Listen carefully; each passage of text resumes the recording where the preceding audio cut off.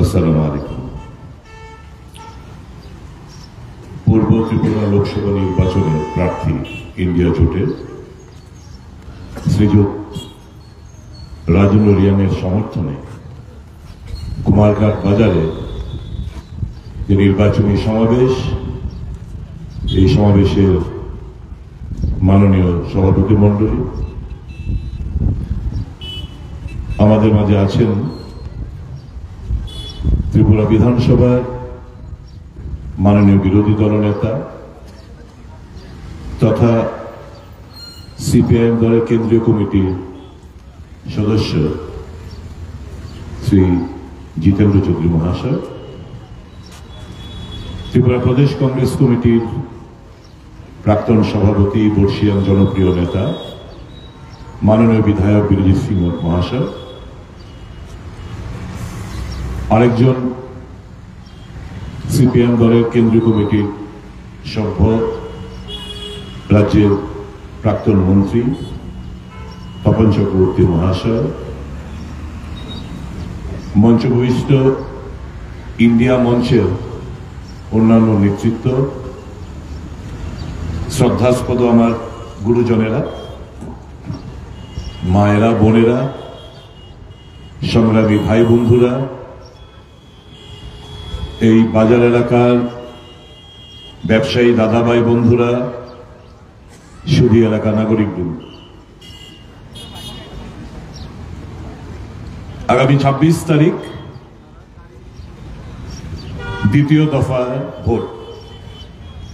আপনারা জানেন এই লোকসভা মোট 7 দফা ভোট হবে। আগামী 26 তারিখ দ্বিতীয় দফা ভোটে এই পূর্ব ত্রিপুরা লোকসভা আসনটিও রয়েছে। প্রথম দফা যে 102টি আসনে ভোট হলো, এটার একটা বার্তা বহন করছে। যতগুলো রাজনৈতিক বিশেষজ্ঞরা রয়েছেন, তারা এই ছড়িয়ে ছিটিয়ে 102টি লোকসভা নির্বাচনের আসনে যেগুলো সম্পন্ন হয়েছে, তাদের যে বিশ্লেষণ, তাতে দেখা যাচ্ছে এনডিএ জোট মোদীর নেতৃত্বে প্রথম দফায় নির্বাচনে জোর ধাক্কা খেয়েছে। গত নির্বাচনে যখন পুলওয়ামা শহীদদের নামে ভোট চাইলেন, তখন সেই নির্বাচনে এই 102টি আসনের মধ্যে বিরোধীরা 48টি, এনডিএ 48টি, আর অন্যান্য কিছু রাজনৈতিক দল বাকিগুলো। এই 48 থেকে এখন এই নির্বাচনে 102টি যে সম্পন্ন হয়েছে, তাতে দেখা যাচ্ছে মোটামুটি বিজেপির স্ট্রং হোল্ডগুলোতে উত্তরপ্রদেশ, রাজস্থান, এই সমস্ত জায়গায় হতকুৎসিত রেজাল্ট করতে চলেছেন বিজেপি। প্রধানমন্ত্রীর পক্ষে কিংবা বিজেপির পক্ষে কোনো লেহের নেই। যদি প্রধানমন্ত্রীর বিকশিত ইন্ডিয়া কিংবা এই যে মোদী গ্যারান্টির কথা যে বলে, তার প্রতি যদি সমর্থন থাকতো, তাহলে ভোট পার্সেন্টেজ গতবারের তুলনায় এই 7-8% ভোট কমতো না। এই 7-8% ভোট কমা হচ্ছে আগামী দিনগুলোতে একটা বিশাল বড় বিজেপির জন্য যে একটা বিপদের ইঙ্গিত, সেটা বহন করছে। এখন এই রাজ্যে যে আমাদের মূল লড়াই, বিজেপি নামক দলটি একটি ভাড়াটিয়া করা, একজন ভাড়া করা ত্রিপুরা মথার সুপ্রিমোর বোনকে এখানে প্রার্থী করেছে। আমি ব্যক্তিগত আক্রমণে বিশ্বাসী নই, তা সত্ত্বেও বলতে হচ্ছে, এই যে এফিডেভিট যেটা দাখিল করেছে, এই এফিডেভিটের মধ্যেই হাজার হাজার ভুল রয়েছে। কি ভুল? আজকের তারিখে আপনারা গুগল সার্চ করবেন, ইলেকশন কমিশনের ওয়েবসাইটে যাবেন, গিয়ে দেখবেন আজকের তারিখে ছত্তিশগড়ে যে কৃতি দেবী সিং, ওই নামটা ওই ভোটার লিস্টে রয়েছে ছত্তিশগড়ে একটা বিধানসভা কেন্দ্রে। যে স্বাভাবিকভাবেই ওখান থেকে নামটা যখন certified copy of the electoral roll আনে, তখন ওই নামটাই certified copy of the electoral roll এনে এখানে রিটার্নিং অফিসার কাছে জমা দিতে হয়। অর্থাৎ কৃতি দেবী সিং দেববর্মা নেই, তাহলে এখানে দেববর্মা নামটা যোগ করা হয়েছে। কৃতি দেবী দেববর্মা, এখন দেবী সিং আর না, কৃতি দেবী দেববর্মা নামটা পরিবর্তন করেছে, এফিডেভিট করে পরিবর্তনও করতে পারে। পরিবর্তন করলে পত্রিকার খবরের কাগজে মিনিমাম 3টা পত্রিকা দিতে হয়। আমরা প্রত্যেকটা দিন প্রত্যেকটি খবর কাগজে ছানবিন করেছি, কোথাও কোনো এফিডেভিট করেনি, কোথাও কোনো ডিক্লারেশন দেয়নি। এই দেববর্মা টাইটেলটা শুধু এখানে সংযোজন করেছেন নির্বাচন কমিশন, যারা এখানকার যারা অফিসার রয়েছেন তাদেরকে চাপ সৃষ্টি করে ওই নামটা তারা রাজি হয়েছেন এবং ব্যালট পেপার ছাপিয়েছেন, যেটা আগামী দিনে আমরা এই কৃতি দেবী সিং এর বিরুদ্ধে আমরা আইনানুগ ব্যবস্থা আমরা নিতে বাধ্য। কারণ 2018 সালে ওখানকার একটা এফিডেভিট সোয়ার করেছে কৃতি দেবী সিং, 2024 আরেকটা এফিডেভিট সোয়ার করেছেন কৃতি দেবী দেববর্মা। তো স্বাভাবিকভাবেই ও যে জালি কারবার করেছে, ও যে ম্যানিপুলেট করেছে, এটা পরিষ্কারভাবে প্রমাণিত হয়ে গেছে। শিক্ষাগত যোগ্যতা নিয়েও সে এক এক জায়গায় এক এক রকম তার এফিডেভিটে রয়েছে, অনেক অনেক অনেক প্রচুর তার মধ্যে গ্যারাকর রয়েছে। এরকম একজন প্রার্থীকে করেছেন এই রাজ্যের আদিবাসীদের কৃষ্টি, তাদের সংস্কৃতি, তাদের ভাষা কোনো কিছুই জানে না, না পারে ককবরক বলতে, না পারে বাংলা বলতে। এই রাজ্যে কৃষ্টি সংস্কৃতি, তাদের ভাষা কোনো কিছুর মধ্যেই সাথেই উনি জড়িত ছিলেন না। আমি জিজ্ঞেস করতে চাই আজকে মঞ্চ থেকে, যারা বিজেপি করেন, আপনাদের কি একটা ক্যান্ডিডেট ছিল না? কেন ওই আমাদের যিনি এমপি ছিলেন, বর্তমান এমপি রেবতী মোহন ত্রিপুরা, প্রদ্যুৎ থানসা থানসা থানসা থানসা বলে, এনি থানসার পরিচয়, যে একজন ত্রিপুরি কমিউনিটির লোককে বাদ দিয়ে তার বোনকে এখানে দাঁড় করিয়েছে। হ্যাঁ, এবং এই ছেলেটি এমএ পাশ করা ছেলে, তার বিরুদ্ধে কোনো অর্থনৈতিক বলুন, চারিত্রিক বলুন, কোনো কিছু অভিযোগ কিন্তু তার বিরুদ্ধে নেই। হাম্বল, ডাউন টু আর্থ হতে পারে সে বিজেপি, যে ভালো তাকে ভালো তো বলতে হবে। কেন তাকে বাদ দেওয়া হলো? এই প্রশ্নগুলো কি বিজেপির বন্ধুরা করবেন না? কাকে প্রার্থী করলে?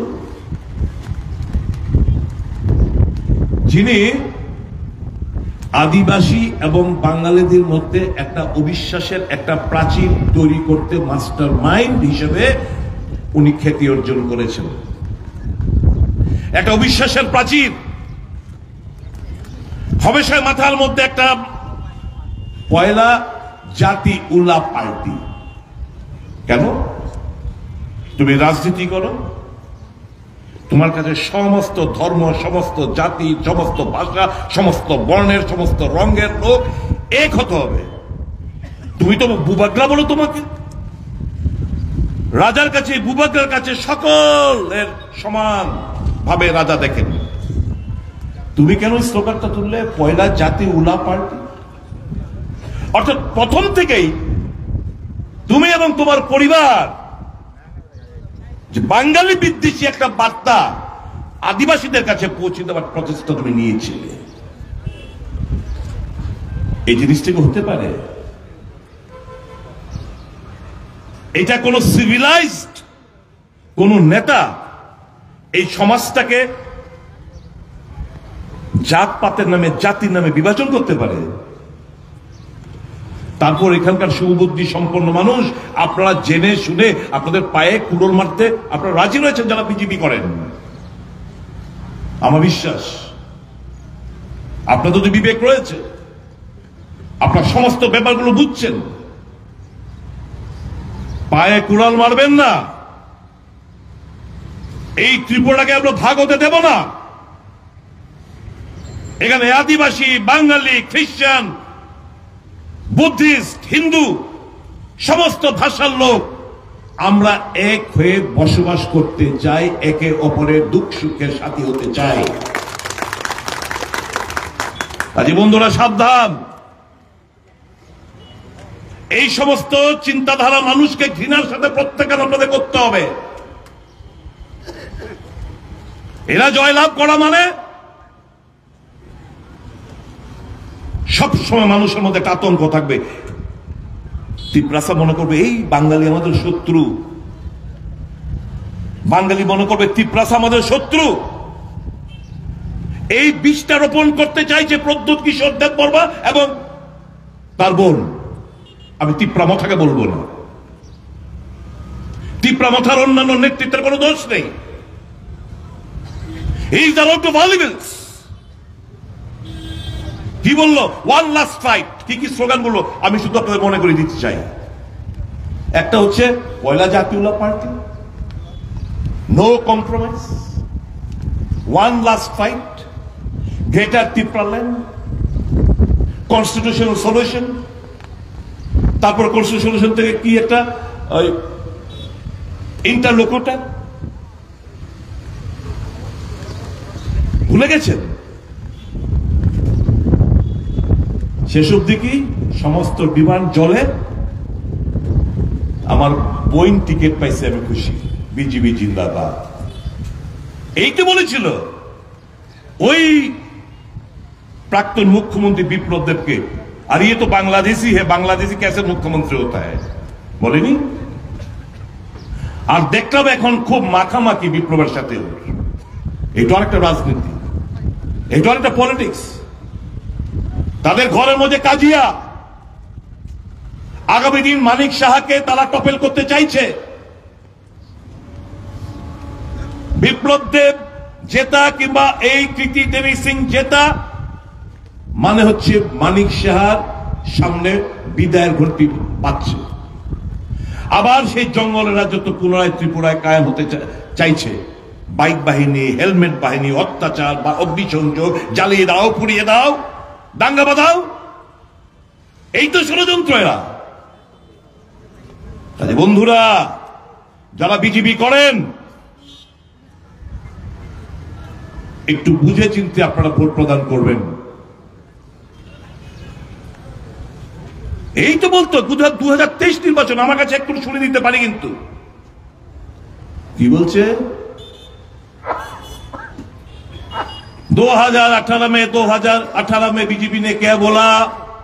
50,000 नौकरी देंगे। मिला है क्या? প্রদ্যুৎ বলেছিল, বলছে বিজেপি ঠকায়, বিজেপি হচ্ছে ঠক পার্টি। এখন আরেক ঠক গিয়া মহাঠকের কাছে ধরা দিল।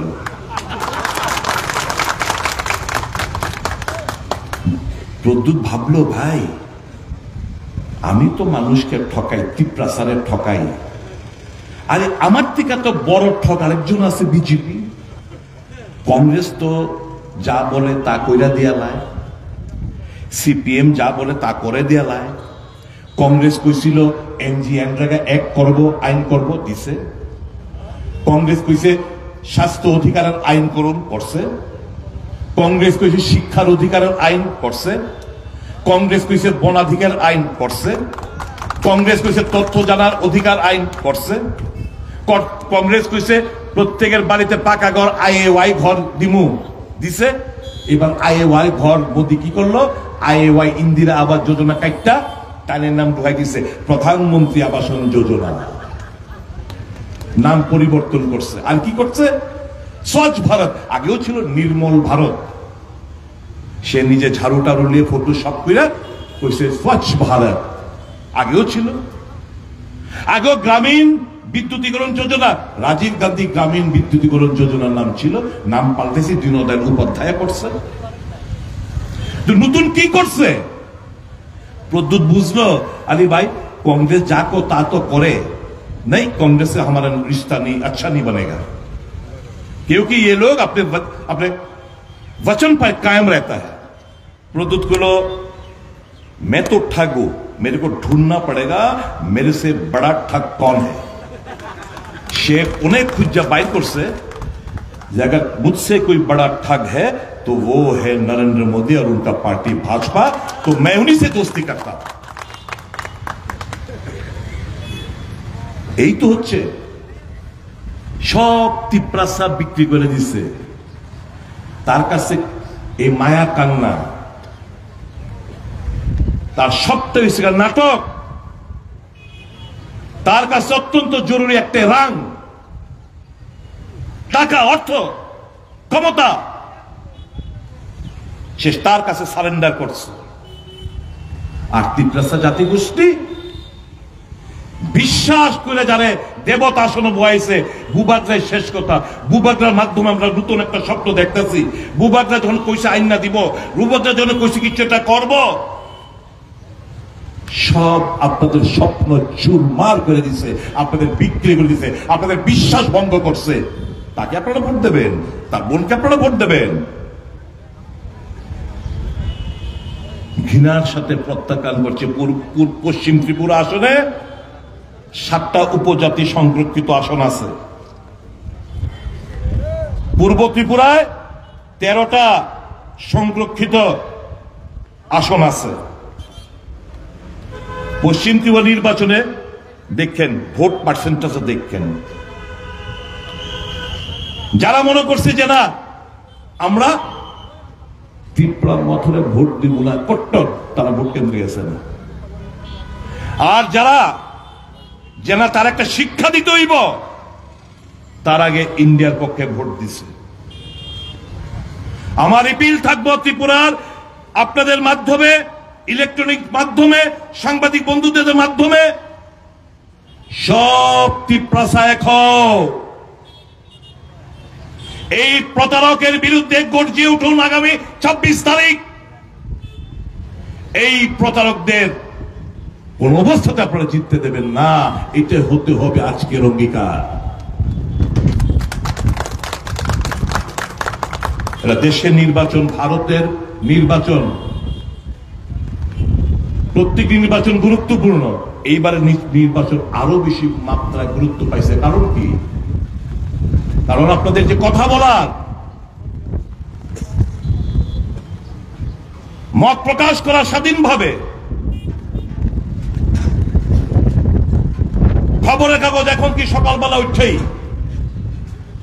ঘুমের থেকে উঠে ব্রাশটা করে আপনাদের, আমি জানি আপনাদের একটু দেরিতে পৌঁছায় অবশ্য, কিন্তু আমাদের আমরা যারা আগরতলা শহরে থাকি, চোখ বুঝলে ফার্স্ট পত্রিকাটা দেখি, পত্রিকাটা আইসিন, পত্রিকাটা আগে দেখার চেষ্টা করি।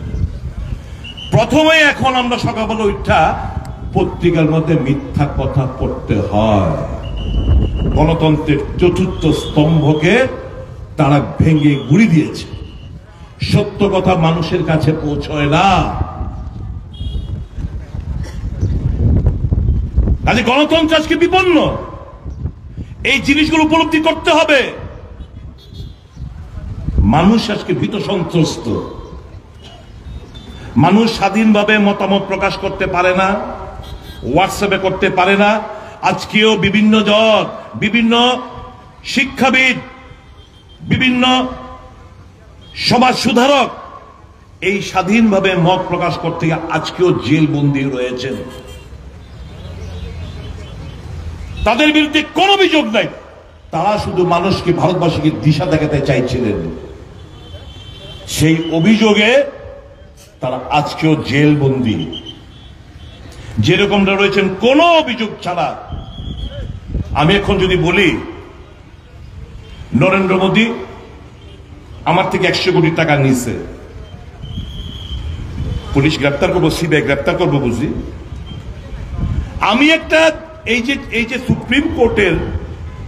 সুপ্রিম কোর্টের অর্ডারের প্রেক্ষিতে কি দেখলেন, যে একটা অভিযুক্ত রেড্ডি, ওয়ান মিস্টার রেড্ডি, হায়দ্রাবাদের এই যে লিকার স্ক্যাম, তাকে অ্যারেস্ট করল। তার স্টেটমেন্টের প্রেক্ষিতে কেজরিওয়ালকে অ্যারেস্ট করল সাজানো মিথ্যা মামলাতে। এই কথাটা কেন বললাম? এর থেকে প্রমাণ রাখে গণতন্ত্র যে বিপন্ন। হেমন্ত সোরেন আজকে জেলে, কেজরিওয়াল আজকে জেলে। আদানির বিরুদ্ধে কথা বলতে গিয়ে রাহুল গান্ধীকে এমপি সদস্য পদ খোয়াতে হয়েছিল, তাকে বাড়ির থেকে উৎখাত করা হয়েছিল। 145 জন সাংসদকে বিনা কারণে পার্লামেন্ট থেকে সাসপেন্ড করে নানা জনবিরোধী বিল আইনে পরিণত করেছে। এই যে গণতন্ত্র বিপন্ন এবং গণতন্ত্র পুনরুদ্ধারের স্লোগান এবং সংবিধান রক্ষার যে আমাদের যে মূলত যে আইডিয়া,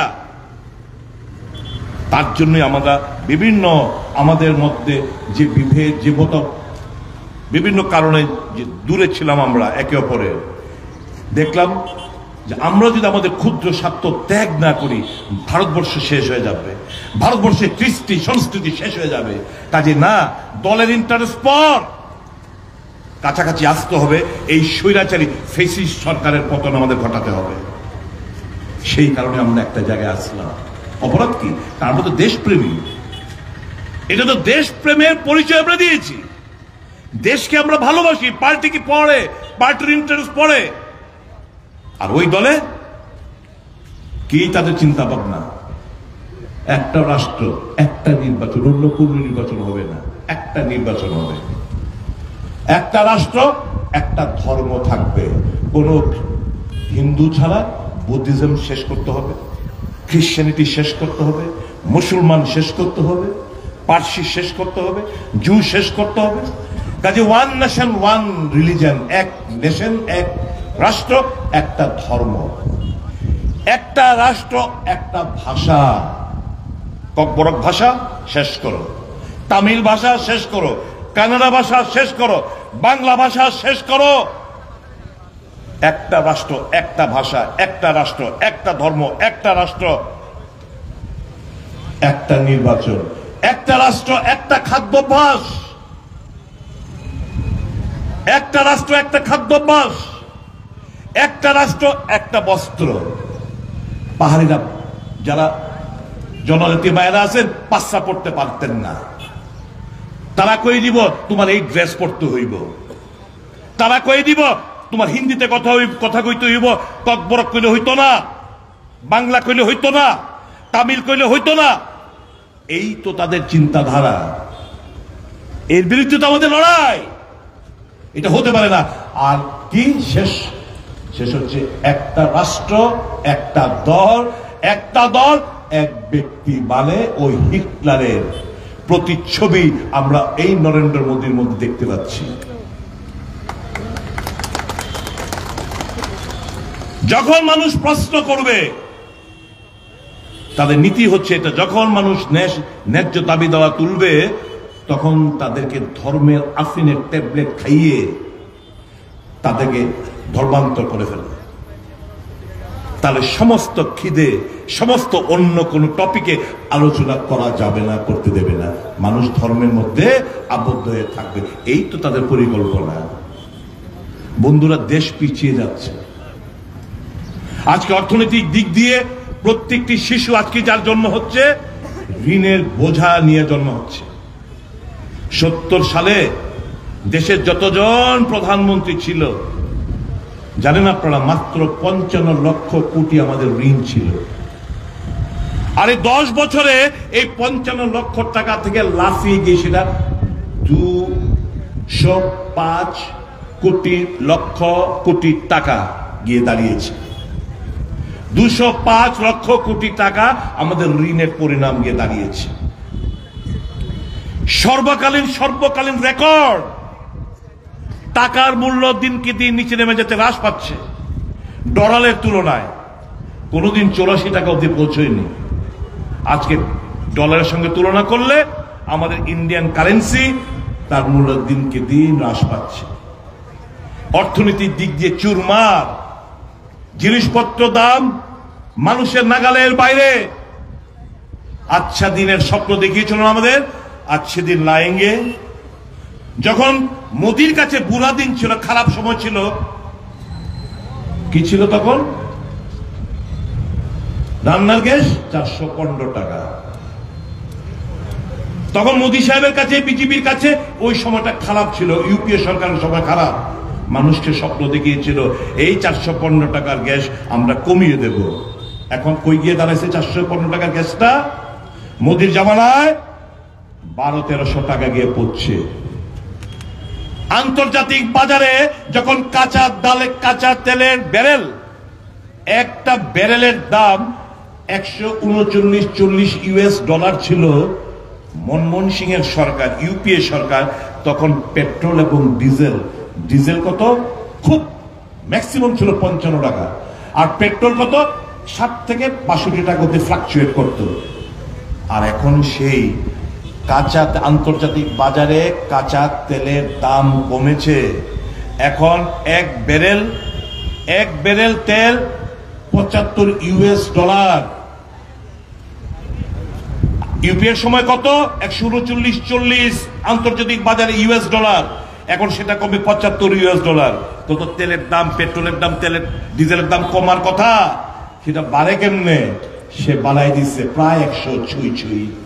দুইটাই 100 টাকাই হইতে পারেন, এই 1 টাকা একটু এদিক সেদিক হইতে পারে। আচ্ছা দিন, এই তো আচ্ছা দিন আইছে। সরষের তেলের দাম কত ছিল? 60-65 টাকা। এখন সরষের তেলের দাম কত পার লিটার? 120-30 নিচে না?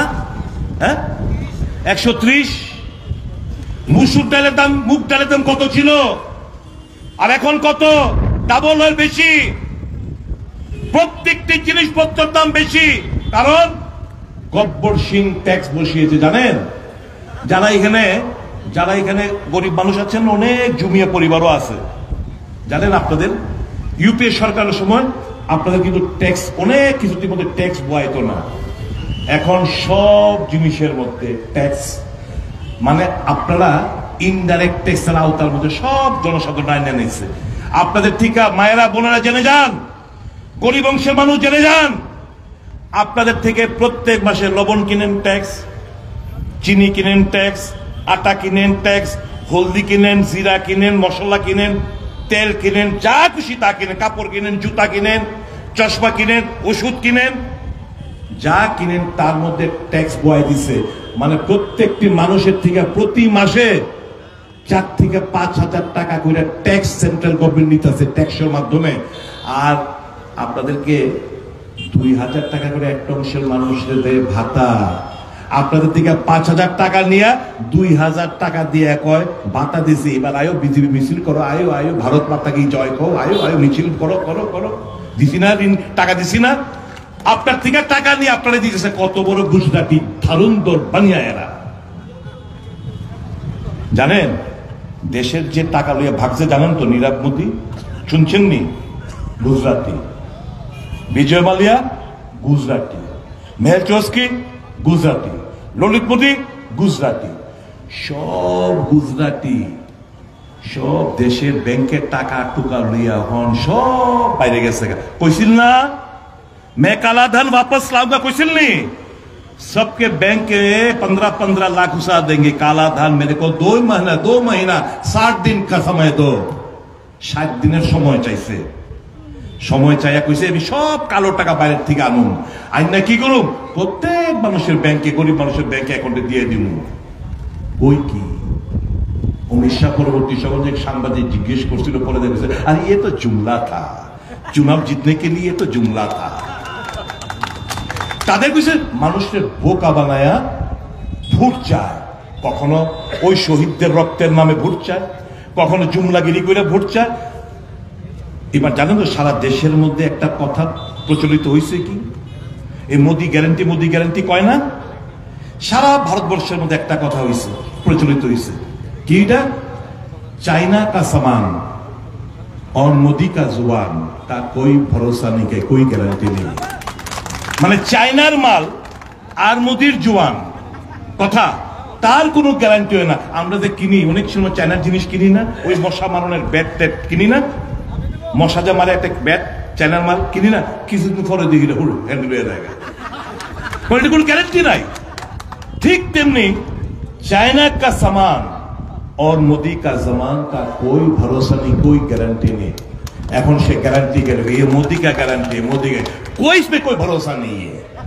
একমাত্র কংগ্রেস দল এবং তার সহযোগীদের নিয়ে যা কথা বলে সেটা অক্ষর অক্ষর পূর্ণ করে।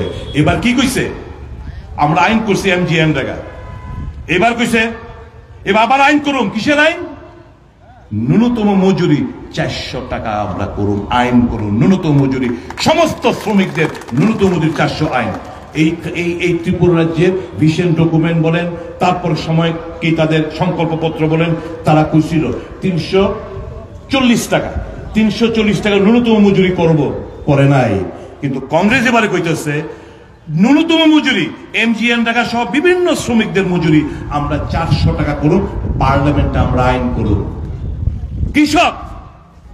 কৃষকদের জন্য ভালো খবর কি, মোদি ধোকা দিছে, দুগ্নি আইন করব, স্বামীনাথনের রিপোর্ট তারা কার্যকর করব, করছে না। কৃষকরা আত্মহত্যা, কৃষকদের উপর লাঠি পেটা করে, তারা তাদের ন্যায্য দাবি দিনা আন্দোলন, এখন আন্দোলন করতেছে, মিডিয়াতে দেখায় না, টিভির পর্দায় দেখায় না, খবরের কাগজ এখনো দেখায় না। এখনো দিল্লি এবং হরিয়ানা বর্ডারের মধ্যে, পাঞ্জাবের বর্ডারের মধ্যে এখনো কৃষকরা, তারা এখনো রাস্তার মধ্যে বর্ষায় গরম গ্রীষ্মের মধ্যে তারা এখনো প্রয়োজনের মধ্যে বইয়ে রয়েছে, শীত গ্রীষ্ম বর্ষার মধ্যে। কি তাদের যে তুমি যা কইসলা এটা পূর্ণ করো, তারা করবে না। কংগ্রেস সেই জায়গায় কি কইছে, কংগ্রেস কইছে স্বামীনাথনের রিপোর্ট আমরা আইন প্রণয়ন করুন। কৃষক যারা চাষিরা, কৃষকরা যাদের ফসল, এই যে বৃষ্টি হয়, খরা হয়, বৃষ্টি হয়, ফসল নষ্ট হয়, ক্ষতিপূরণ পায় না, কংগ্রেস কইছে আইন করুন যে 30 দিন কমিশন গঠন করুন, 30 দিনের মধ্যে যেই ফসল নষ্ট হইব তার 30 দিনের মধ্যে তাদের কাছে ক্ষতিপূরণ আমরা দিতে বাধ্য, দিব আমরা। এটা কংগ্রেস কইছে এবং কংগ্রেস সহযোগী দলগুলো কইতেছে। আর কি কইছে, বেকার বেকার বেকারত্ব জ্বালা হিমশিম দিশাহারা বেকার, নেশা মুক্ত ত্রিপুরা বানাएंगे। এবার কোন কুমারঘাটের আনাচে কানাচে অলিতে গলিতে সারা রাজ্য জুড়ে নেশার সঙ্গে যুক্ত করে দিয়েছে বিজেপি সরকার আসার পর। যা বলেছে উল্টা সব, প্রত্যেকটি অলি গলিতে আনাচে কানাচে নেশার সঙ্গে জড়িত হয়ে পড়েছে ছাত্র যুব বন্ধুরা, কষ্ট হয়। এবং দেখবেন এই যে নেশা কারবারিদের থেকে একটা মোটা অঙ্কের টাকা কিছু তথাকথিত বিজেপির নেতৃত্ব তাদের কাছে মাসোহারা তারা নিচ্ছে, এটা বাস্তব। কি কি এই প্রশাসনের ভূমিকা কি, কি করছে? শিক্ষিত বেকার যুবক যুবতীরা আজকে দিশাহারা, দেশব্যাপী কম্পিটিটিভ এক্সামের পরীক্ষার প্রশ্নপত্র ফাঁস। যারা বিজেপির কাছে, বিজেপি নেতৃত্ব প্রশ্নপত্র ফাঁসের বিনিময়ে কোটি কোটি টাকা রোজগার করছে, তাদের কাছে শুধু টাকা টাকা টাকা ছাড়া কিছুই না। কংগ্রেস তার ঘোষণাপত্রে বলেছে যে ডিপ্লোমার ডিগ্রি হোল্ডার যারা পাশ করবে সাথে সাথে তাদেরকে অ্যাপ্রেন্টিসশিপ ট্রেনিং বছরে 1 লক্ষ টাকা দেবে, প্রত্যেক মাসে মাসে 8,500 টাকা করে বছরে 1 লক্ষ টাকা দেবে। এই ট্রেনিং এর মাধ্যমে কেউ পাবলিক সেক্টর, কেউ প্রাইভেট সেক্টরের চাকরি, তাদের মধ্যে আরো দারুণ গুণগত মান পরিবর্তন ঘটবে এবং তার বিনিময়ে পাবলিক এবং প্রাইভেট সেক্টরের চাকরিটা সুনিশ্চিত করবে।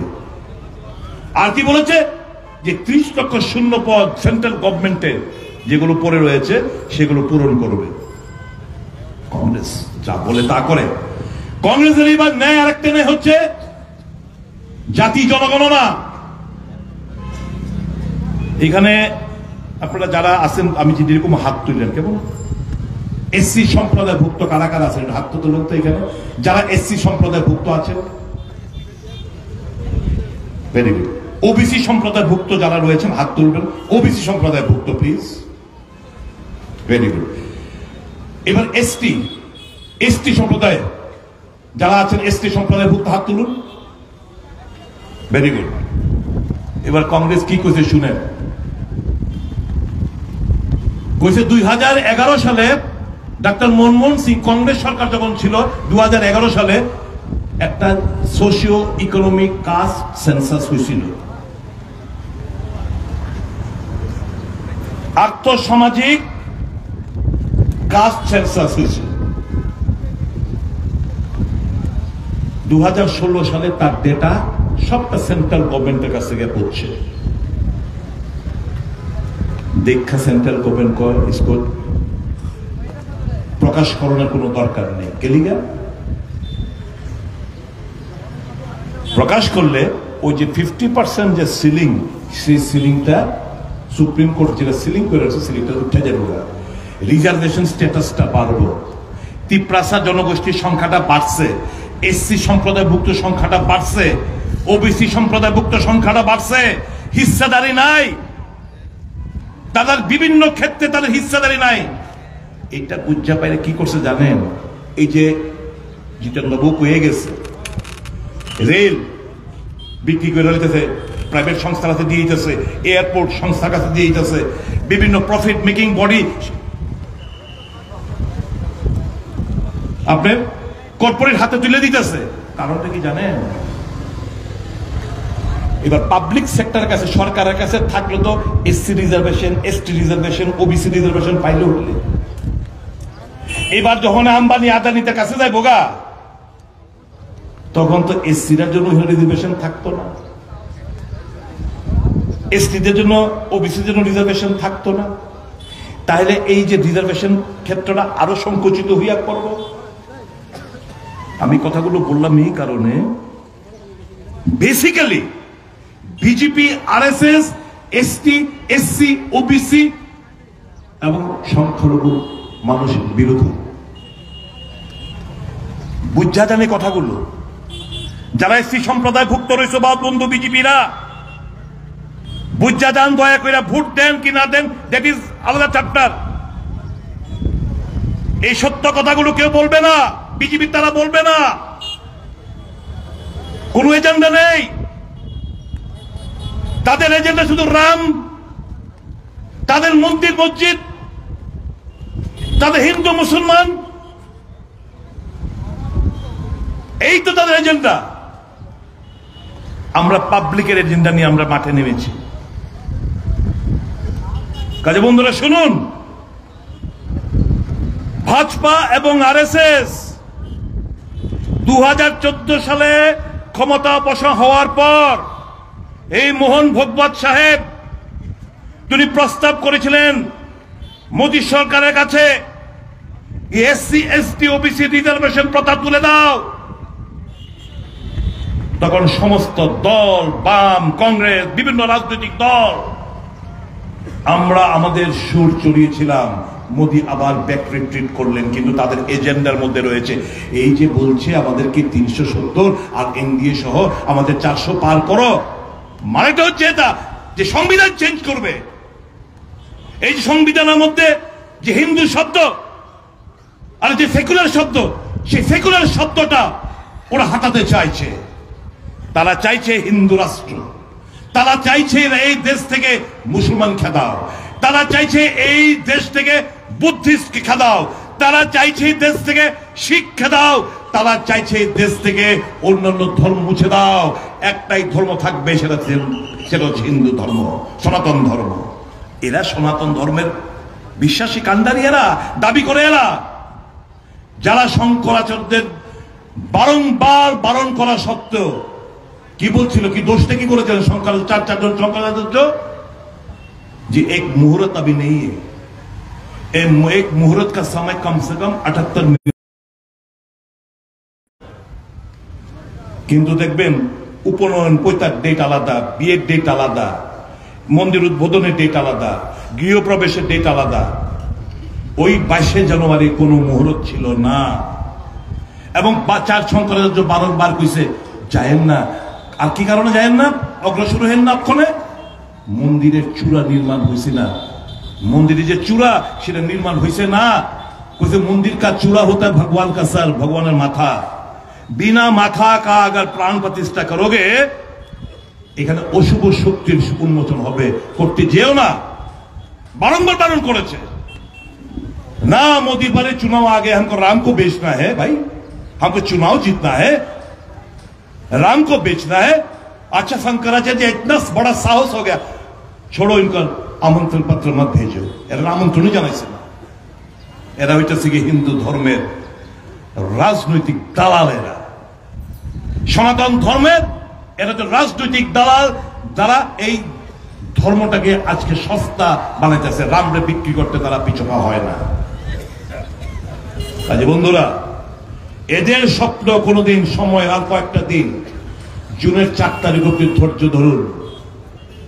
জুনের 4 তারিখ অব্দি সাহস নিয়ে মোকাবেলা করুন। মণিপুর জ্বলছে, আমার এই রাজ্য থেকে কিছু দূরের মণিপুর জ্বলছে। বেটি বাঁচাও বেটি পড়াও, হ্যাঁ স্লোগান। আরে ভাই অন্য কিছু না। মায়েরা, এগো মা, এই যে মা, আদিবাসী এক মহিলাকে, মণিপুরের এক আদিবাসী মহিলাকে কুকি সম্প্রদায় বিবস্ত্র করে, গণধর্ষণ করে তাকে হাঁটানো হয়েছিল। দৃশ্যপড়া সবাই দেখেছেন। কারগিলের সেনা এরা হচ্ছে যে কারগিলের যুদ্ধে যারা পাকিস্তানের বিরুদ্ধে লড়াই করেছিল, এই কারগিল যুদ্ধের একজন বীর সৈনিকের স্ত্রী এর মধ্যে ছিলেন। কি ডিভাইড দ্য সোসাইটি।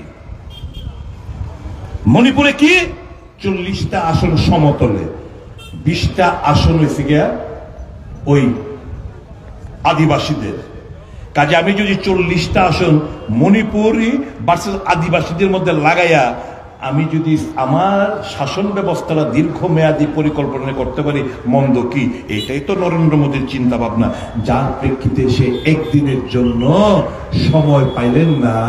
সে বিভিন্ন দেশ বিদেশ ঘুরে ফুর্তি করে মস্তি করে ওই লক্ষদ্বীপে গিয়া সমুদ্রের পালে চেয়ার নিয়ে ফটোশুট করে মণিপুরে গিয়া আমার মায়েদের বোনেদের দুর্দশা, দেশের প্রধানমন্ত্রী সে যাওয়ার সময় পায় না। না, আমার দেশের কুস্তিগিররা যারা গোল্ড মেডেল, অলিম্পিকের মেডেল নিয়ে আইছে, প্রধানমন্ত্রী ক্রেডিট নেওয়ার লিগে তাদের সঙ্গে आओ आओ बेटी बेटी आओ आओ आओ बेटी के साथ हमारा फोटो खींचो।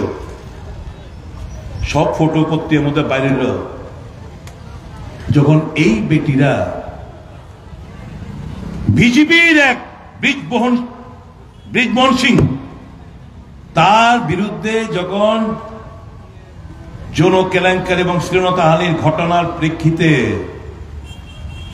যন্তর মন্তরে বসে অনশন করছিলেন, পুলিশ দিয়ে তাদেরকে টেনে হিঁচড়ে তার আন্দোলনকে স্থগিত করে দেওয়া হয়েছিল। প্রধানমন্ত্রীর মুখে কোনো কিছু প্রতিবাদ করেনি এবং ব্রিজভূষণ সিংকে সুপ্রিম কোর্টের অর্ডারের প্রেক্ষিতে তার বিরুদ্ধে তদন্ত করতে বাধ্য হয়েছে। চুক্তি মেরে বসেছিল প্রশাসন, বিজেপি সরকার। এই দেশ, এটা ভারতবর্ষ আমরা দেখেছিলাম। প্রধানমন্ত্রী লজ্জা আছে, ভোট চায় সে। এই দেশ বিকশিত, এই দেশ তো চিন্তা ভাবনায় মধ্যযুগের মধ্যে চলে যাচ্ছি। মোদীজির চিন্তা ভাবনায় মধ্যযুগ কি? করোনা মানুষ ভুলে যাবেন না কিন্তু বন্ধুরা, করোনার কথা 5 বছর পরে নির্বাচন, করোনার সময় কি? থালি বাজাও, घंटी बजाओ, दिया जलाओ, इससे क्या होगा? कोरोना भाग, कोरोना भाग, भाग कोरोना भाग। আরেক সাধু বেড়া তো কোন জায়গা ঘন্টি বাঁধছিল দেখছেন তো? কোন একটা জায়গা ঘন্টি বাইঙ্গা, নাগা সাধু আর কি, একটা জায়গার মধ্যে ঘন্টি বাইঙ্গা কয় इसको बजाओ, দেখ না করোনা ভাগ जाएगा। এই কথাটা এই কারণে কইছি, ওই মধ্যযুগের মধ্যে বিজেপি এবং তার দল, তার নেতারা আজকে আমাদের ওই মিডিয়েবল এজের মধ্যে নিয়ে যেতে চেষ্টা করতেছে। দেশ অগ্রসর হয়েছে। দেখেন জওহরলাল রাজকে ক্রেডিট নেয়, লজ্জা লাগে না তার? ক্রেডিট নেয় চন্দ্রায়ন নিয়ে 1959 সালে ফার্স্ট পন্ডিত জওহরলাল নেহরু। এই লোকের লিডারশিপ, তাদের ভিশন দেখেন, তাদের চিন্তা ভাবনা দেখেন, যে এই সায়েন্স এন্ড টেকনোলজি চন্দ্রায়ন আমাদের শেষ ওই জায়গা অব্দি পৌঁছতে হইব। তখনই সেই ইসরোর আগে একটা নাম ছিল, পরবর্তী 65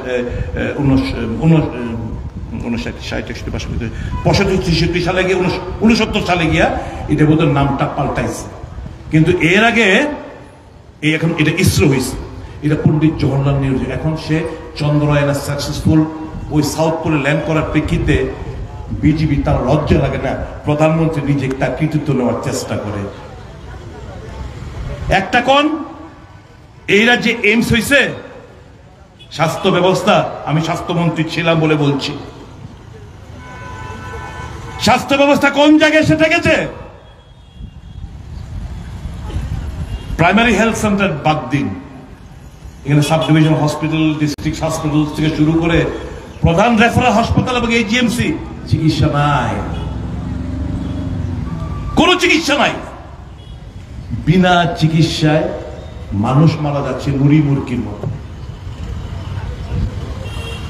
কোথায় কি এইমস আয়েগা, এপেলো আয়েগা? প্রাক্তন মুখ্যমন্ত্রী স্বপ্ন দেখেছিল রাজ্যকে। गोमती नदी से बांग्लादेश से सामान आएगा, जहाज लेकर आएंगे। কত কিছু স্বপ্ন দেখাইল, সব সাক্ষাৎ, সব ফালতু কথাবার্তা বলে আমাদের সময়টাকে, ত্রিপুরার সময়টাকে শেষ করে দিয়ে গেছে, বরবাদ করে দিয়ে গেছে। ত্রিপুরাটা পিছিয়ে গেছে। ত্রিপুরাটা একটা নতুন হাসপাতাল, একটা নতুন কলেজ, একটা নতুন সরকারি ইউনিভার্সিটি, বলুন না নতুন কি হয়েছে বলুন? কিছু তো হয়নি। এরা কোন মুখে ভোট চায় বলুন? কাজে বন্ধুরা, কংগ্রেস এবং তার সহযোগী দলরা মানুষের যে নানা সমস্যা নিয়ে, এই যে রাহুল গান্ধী প্রথম দক্ষিণ থেকে কন্যাকুমারী থেকে কাশ্মীর, মণিপুর থেকে মুম্বাই, এই যে মানুষের সঙ্গে হাজার হাজার লক্ষ লক্ষ মানুষের সঙ্গে মিলে মিশে তাদের অভাব অভিযোগ শুনে কংগ্রেস আজকে আমরা আমাদের ম্যানিফেস্টো এবং ইন্ডিয়া জোটের বন্ধুদের কাছ থেকে পরামর্শ নিয়ে আমরা আমাদের ম্যানিফেস্টো তৈরি করেছি। এগুলো মানুষের কথা, এই ডিমান্ড থেকে আমরা সরে আসবো না। এটা কংগ্রেসের গ্যারান্টি, এটা ইন্ডিয়া ব্লকের গ্যারান্টি, এটা মোদির গ্যারান্টি না।